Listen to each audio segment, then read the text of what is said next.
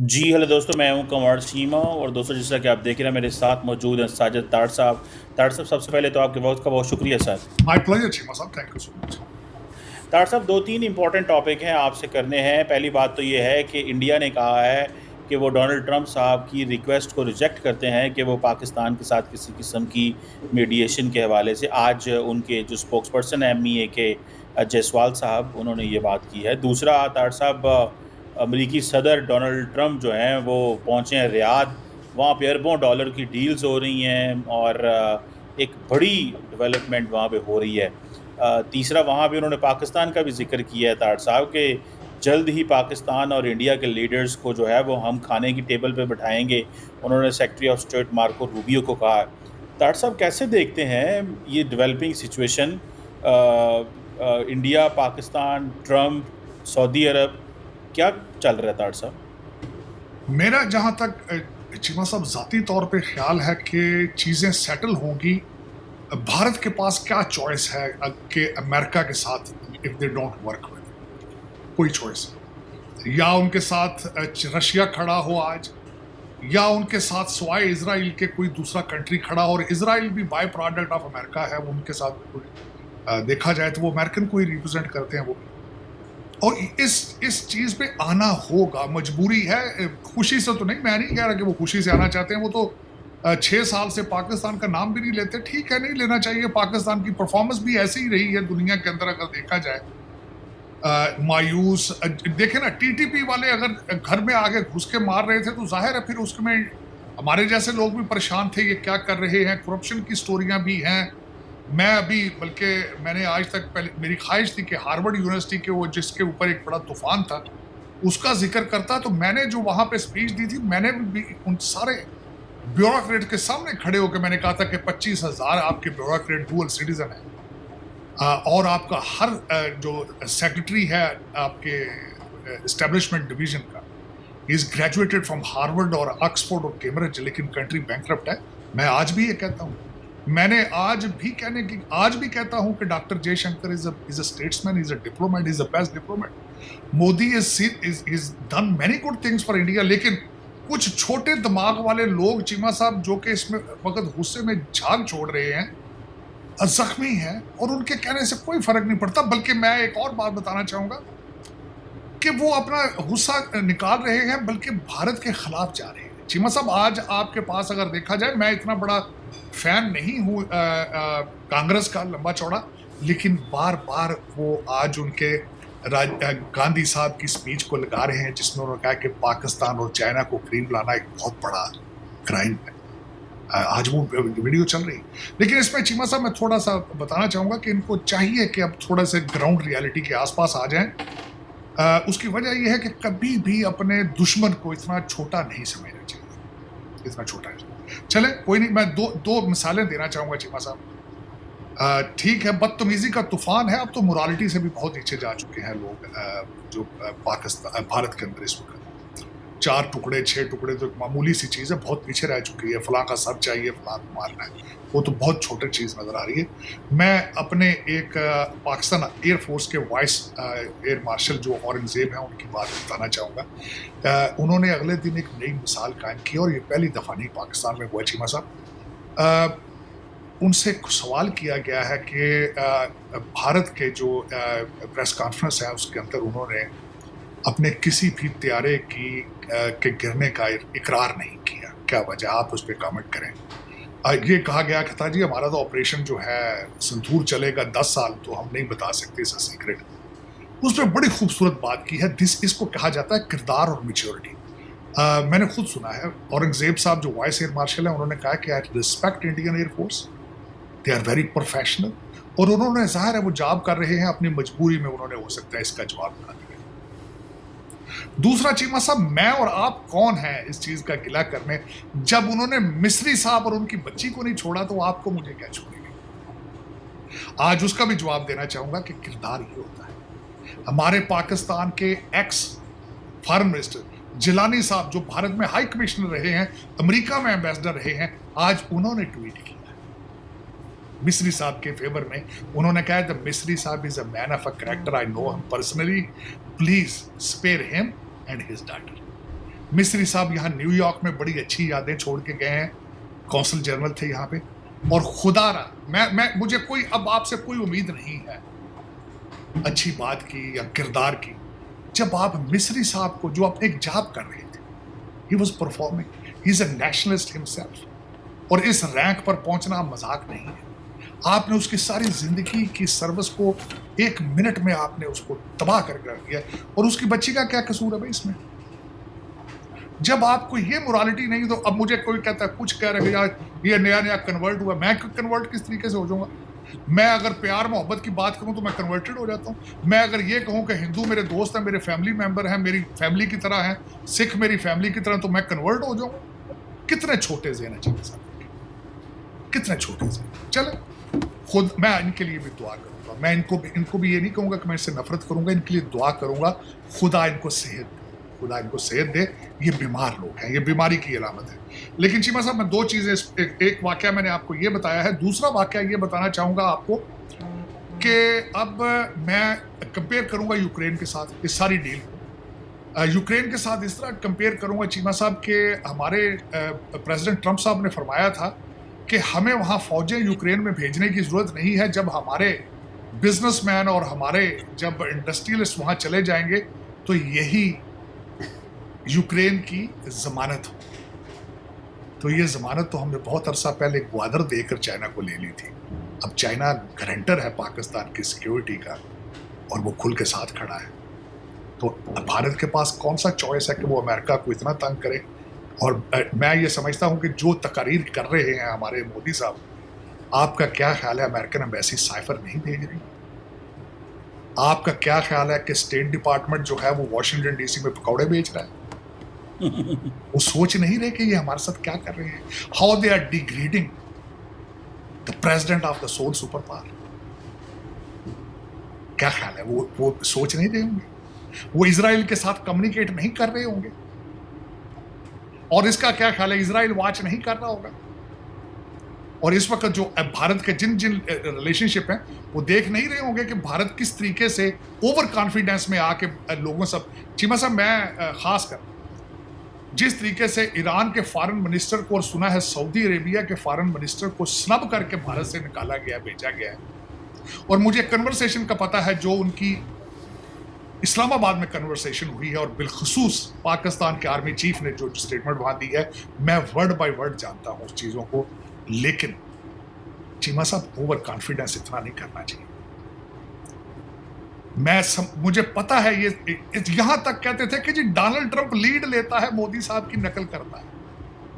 ठीक है, होनी चाहिए, ठीक है। लेकिन चीमा साहब, इस वक्त दुनिया में तनहा आप हैं, दूसरे नहीं, दूसरे तनहा आप हैं। और उसके बाद चीमा साहब, मैंने आज एक ट्वीट की है कि इस वक्त टाइम आ चुका है BLA, TTP और PTI का जो है वो एहतसाब किया जाए। ये TTP ने जो मजाक बना रखा था, रोजाना पटाखे करना, सपोर्ट अंदर से हासिल होनी, अंदर से। आज की मैं छोटी सी बात बताऊंगा, मुझे इन पे क्या गिला है, भारत तो हमें कहता है ना दुश्मन है, ये फलां है। हालांकि मैं ये लफ्ज इस्तेमाल नहीं करता। मैंने आपको कहा था कि मेरे बहुत दोस्त हैं वहाँ, मेरी फैमिली है वहाँ भारत में। भारत मेरे लिए बड़ा मुकद्दस है, क्योंकि जसदीप की जाए पैदाइश है, जो कि मेरा is more than my brother, I can not even think bad about it. लेकिन इनसे क्या गिला है कि जब हमारे घर में कई सामने हैं जो आज कहते हैं कि ये जंग आर्मी हार गई है, एयरफोर्स जीती है, और फिर कहते हैं ये जो जहाज हैं ये मुर्शद पाक ने लेकर। आज उनके बारे में भी एक वाकया अर्ज करना चाहूंगा कि अब उनका भी मुहासबा करने का टाइम आ चुका है। चीमा साहब, अगर भारत में देखा जाए तो भारत पे 2 बादशाह थे जिन्होंने पूरे भारत पे हुकूमत की थी। चीमा साहब, ये मैंने आज वाकया जावेद चौधरी साहब के ज़बानी सुना है। एक अकबर था बादशाह और दूसरा औरंगजेब आलमगीर था, और 40 साल वो मुसलसल हालत जंग में रहा था। उसका एक लड़का था, जानशीन था, उसका नाम मोहम्मद अकबर था, और उसने उसको जब पूरा जवान था तो एक दफ़ा उसने कहा कि तुम यहाँ से बहुत दूर एक किला है वहाँ चले जाओ और वहीं तुम्हारी स्टेट है, मुझे जब ज़रूरत होगी तुम्हें बुला लूँगा। तो बाद में उस लड़के ने अपने बाप के खिलाफ बगावत करके मराठों से मिल गया था। तो औरंगजेब साहब के एक मशीर ने, वजीर ने उनसे एक दफा पूछा कि आपने अपने लड़के को यहां से क्यों निकाला था? उन्होंने कहा कि मेरे दरबार में जब भी मैं कुछ जंग जीतता था, औरंगजेब साहब ने कहा, जब भी मैं कुछ जंग जीतता था, कोई भी अच्छी खबर आती थी तो सारा दरबार तालियां बजाता था। मैं देखता था ये लड़का मेरा जो है तालियां नहीं बजाता, ये मेरी किसी भी अच्छी खबर से खुश नहीं होता। अब फैसला आप खुद कर लें कि सिलाई मशीन वाली जो हलीमा बाजी पहले इस जंग को नूरा कुश्ती कहती रही है, और आज भी वो और मेरा मुर्शद पाक जो नौज बिल्ला, जिनको वही आती है जेल में, एक दफा भी उन्होंने पाक आर्मी को सपोर्ट नहीं की, एक दफा ना इनकी पार्टी ने किया है। तो इस वक्त टाइम आ चुका है कि इनको भी किसी किले में भेज दिया जाए जहां से वापस ना आ सके। टाइम आ चुका है।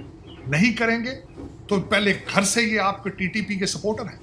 ये मेरे मुर्शिद पाक का तोहफा है टीटीपी, जो ला के इन्होंने अफगानिस्तान में इनको खुला लाइसेंस दिया था। इनके लोगों को जेलों से निकाल के इनको खुले लाइसेंस दिए थे। वो दंदनाते फिर रहे हैं इस वक्त बलूचिस्तान और केपीके में, और जहां से सपोर्ट आ रही है जाफर एक्सप्रेस की। मैंने बहुत पढ़ चुका हूं वारफेयर्स के बारे में। सबसे पहला काम ये होता है कि सप्लाई लाइन तोड़ी जाती है। आज बीएलए की सप्लाई लाइन कमजोर हो चुकी है, पीटीआई की सप्लाई लाइन को भी बंद करना होगा। सप्लाई लाइन कौन सी है? केपीके के सारे पब्लिक फंड्स। या उनसे कहें कि आपकी फेडरल गवर्नमेंट को एक्सेप्ट करके साथ चलें, वरना गवर्नर राज लगाएं। वी डोंट नीड, सारे का सारा पैसा, हर जलसा उनका सपोर्ट होता है केपीके के से, सारे पब्लिक फंड है। क्रेने लेकर वो आते हैं, हमले करते हैं इस्लामाबाद पे, सारे पब्लिक फंड रोकने होंगे। और प्लीज खुदारा इनके ये जो पहले वीडियो रिकॉर्ड करके चले जाते थे, ये जो पहले आपने एक दफा छोड़ा हमारी जो मैडम पीरनी को, और जाके उन्होंने तैयारी करके इस्लामाबाद पे हमला किया। खुदारा इस तरह जेल को जेल बनाए, सरीना बनाने की जरूरत नहीं। अब ये टाइम आ चुका है, कौम तैयार है, कौम आवाज दे रही है कि प्लीज, ये आपने प्रोडक्ट बना के हमें तोहफे में दी थी, ये जहेज में आई थी, तो इसको प्लीज, इस प्रोडक्ट को रैप अप करके आप पाकिस्तान को दोबारा तरक्की की तरफ लेकर जाएं। पाकिस्तान की तरक्की लिखी जा चुकी है, जितना कॉन्फिडेंस गेन कर लिया है आपने, मैं समझता हूं कि आने वाले दौर में अगर आप इसको चैनलाइज करें, the future is yours. Future किस तरह है? मैं हमेशा कहता रहा हूं, ट्रेड और तालीम के साथ, ट्रेड और तालीम के साथ। और ट्रेड और तालीम जो है ये अशद जरूरत है। और खासकर मैंने जिस तरह चीमा साहब आपको कहा था कि मैंने उस हार्वर्ड यूनिवर्सिटी में भी तकरीर में कहा था कि खुदारा इनको यहाँ हार्वर्ड में और कैम्ब्रिज में ना भेजें, ऑक्सफोर्ड में, इनको सिंगापुर भेजें ट्रेनिंग के लिए। Prime minister Lee should be their idea. इनको यहाँ आके पढ़ने की जरूरत नहीं, यहाँ पे मकानों पे निशानियां लगा जाते हैं, इनकी बेगबाद गाड़ियों के मॉडल नोट करके ले जाती हैं, फिर ये तबाही फेरते हैं, रिश्वत लेते हैं गुरबा से, डॉलरों और पाउंडों में। खुदारा इनको कंट्रोल करें, इनको सिंगापुर वन वे सिंगल भेजा करें, बेगमात को साथ ना भेजा करें, ताकि इनके जो ज़हनों में महल बना लेते हैं उनको कंट्रोल करें। करप्शन पाकिस्तान को एक नासूर की तरह, कैंसर की तरह खा रही है। खुदारा उनके खिलाफ भी कोई चाइनीज मिसाइल छोड़ेगा। चाइना का मॉडल अडॉप्ट करें। वो गोली मारते हैं जिनको जो करप्शन में पकड़ते हैं, और गोली का बिल भी उसके वारसैन देते हैं, लोहाकीन देते हैं। वो कहते हैं गोली भी तेरे प्योर मारी, अब बिल भी दे, गोली दे। खुदारा अगर चाइना की तरफ हम इतने लीनिंग हैं, हमने चाइना से अपनी हिफाजत की गारंटी ले रखी है, तो उनके कवानीन को भी अडॉप्ट करें। सारी दुनिया इस वक्त देख रही है कि चाइना कितना साइंस में और टेक्नोलॉजी में आगे जा चुका है। आज जो दो चार नई बातें हैं उनके बारे में बात करना चाहूँगा, बल्कि मैं आहिस्ता आहिस्ता सोच रहा हूँ कि इस टॉपिक से हटता जाऊँ। उसकी वजह यह है, यहाँ पे सवाए खून, देखें ना, जब हमारे दोस्त खून देखना चाहते हैं, पड़ोसी खून की होली देखना चाहते हैं, को एग्जिस्टेंस में बिलीव ही नहीं करते चीमा साहब, तो व्हाट काइंड ऑफ, मैं अपने ब्लड प्रेशर को इतना खराब नहीं करना चाहता। मैं आहिस्ता आहिस्ता अमेरिका की तरफ वापस आना चाहूंगा, क्योंकि अमेरिका इज, मेरी recognition is America and Republican party, और मेरा लीडर डोनाल्ड ट्रंप है, जिसके खिलाफ आज ये भी ट्रोलिंग कर रहे हैं। तो उसमें चीमा साहब आज हमारे president Donald Trump Saudi Arabia जा चुके हैं। अब से थोड़ी देर पहले $600 बिलियन की डील थी। चीमा साहब इसी तरह की डीलें यूएई के साथ डील कर रहे हैं, कतर जाएंगे, और एक बहुत बड़ा सिग्नल है दुनिया की तरफ कि पहले 3 देखें चीमा साहब, एक सबसे बड़ी बात difference in between Republican and Democrat president हमेशा यहाँ नेबर में मैक्सिको जाएंगे या कनाडा जाते थे या अपने किसी नेटो एलाइज में पहला दौरा करते थे। डोनाल्ड ट्रंप साहब ने पिछली दफा भी पहला दौरा सऊदी अरेबिया का था, इस दफा भी पहले तीनों कंट्री जो है they are middle eastern Islamic country.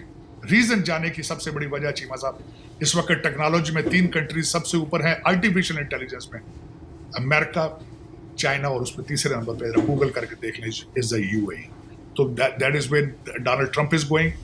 He is nationalist, he is there to energize American economy और he is very successful in it.